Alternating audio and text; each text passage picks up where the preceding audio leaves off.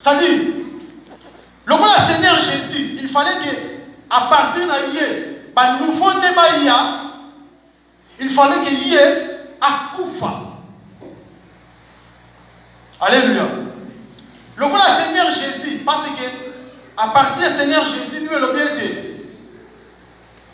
loi, il y a qui dans Moïse, mais grâce, il y a qui dans Jésus-Christ. Et, biso, à travers Jésus-Christ, ils ont c'est-à-dire, ils allaient à partir de Molimo. Jésus-Christ, il fallait que Akufa, Azonga, Mutupamba, c'est-à-dire Apola, pour être Yokota. Alléluia. C'est-à-dire, Mutumoko Tena Mokili, Akoko Kufa, pour être à partir de 5 générations de Soubabima, à cause de la vie. Formule, ils ont formule à Jésus. Il y a une tranquillité. Il y a une homo, humilis. Ils ont formule à Jésus. C'est-à-dire, ils ont formule à sémence. Il faut qu'ils t'en mabellent. Et koufa, pour qu'ils t'en mabellent, quoi. Et bon, t'en mabellent, sika. Alléluia. C'est-à-dire, nous avons humble devant yo, vous avez humble devant naï, mais nous avons koufa de sika dans yote. Même si nous avons koufi. Nous avons la génération T. Nous avons la génération T. Mais Seigneur Jésus, dans la vie forme, il y a combien qui disent savoir à Koufa, à Botima na chrétien. Alléluia. Amen. Maintenant, votre pour la lobby, à Koufi, na zela ya croix. À quoi Koufa na ma façon, n'y a pas Koufa.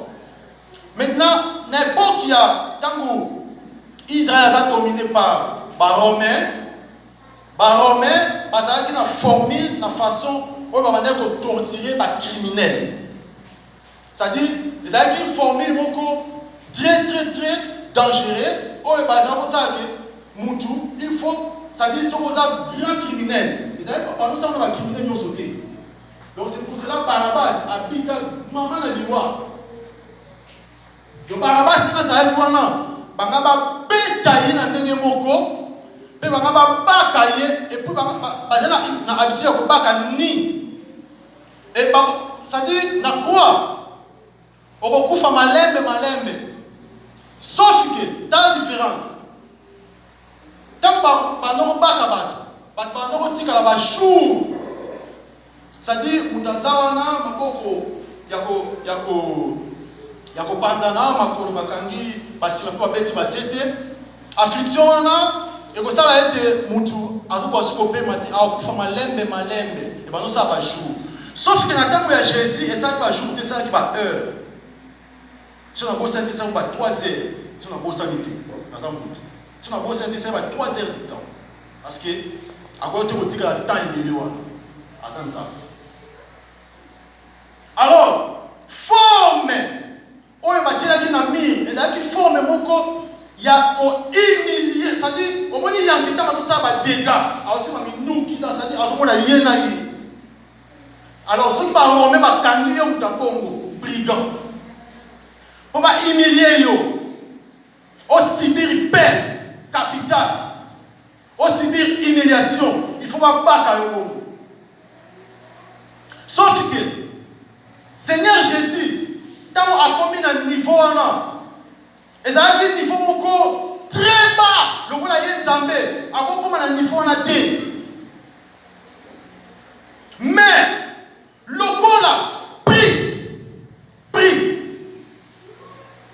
pris après mort wana et ça a dit ma casse ni il fallait passer dans ce là. Alléluia. Ça dit pris au ya futaki il y a quoi ça qui était parce que avant Jésus Moutaïla va tomber à Jésus à Yeshua Azalati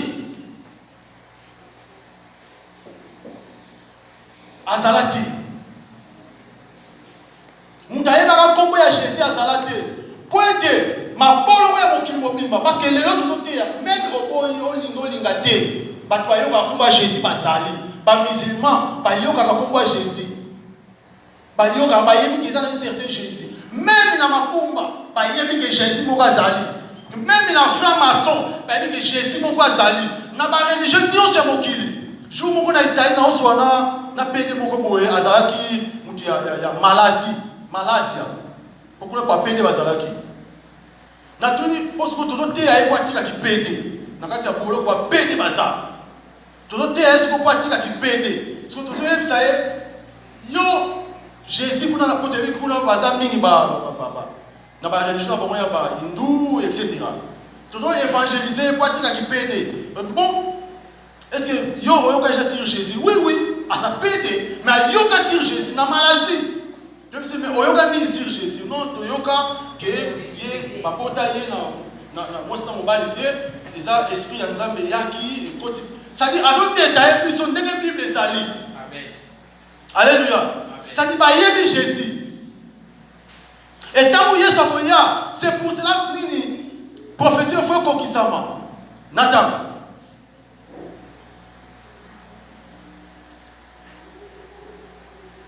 Bible le dit parce que au nom de Jésus, au nom de Jésus, si donc todos joelhos nos céus, na terra e debaixo da terra e toda língua sem exceção. Então bazoba minoko nyonso veut dire monde entier. Va confesser que Jésus est un Seigneur. C'est-à-dire, pour la Jésus, à soi, gloire au Dieu, il fallait aller dans un degré d'humiliation. Un Dieu, un Saint, un Créateur, lui-même la parole, a sa capacité nyonso, a sa nyonso où yazali, a sa où yazali, mais animi, a comme un niveau pour la gloire. Il y a un gars, ce qu'il y a un apôtre pour la lobby. Tous ça n'a même sentiment. Il y a facilité. Il y a facilité. Ça a un sentiment. Apôtre pour la lobby. Il y a un tous dans le même sentiment. Ça dit sentiment et nini. Sentiment, il y a humilité. Et sentiment, voilà. Et puis il faut regarder mon âme. Seigneur Jésus, à part nous, il y a beaucoup d'amis qui disent ça, à subir des peines, c'est-à-dire outrage, humiliation, bah nyokoli, bah bêtis, bah niateli, bah quoi qu'il soit.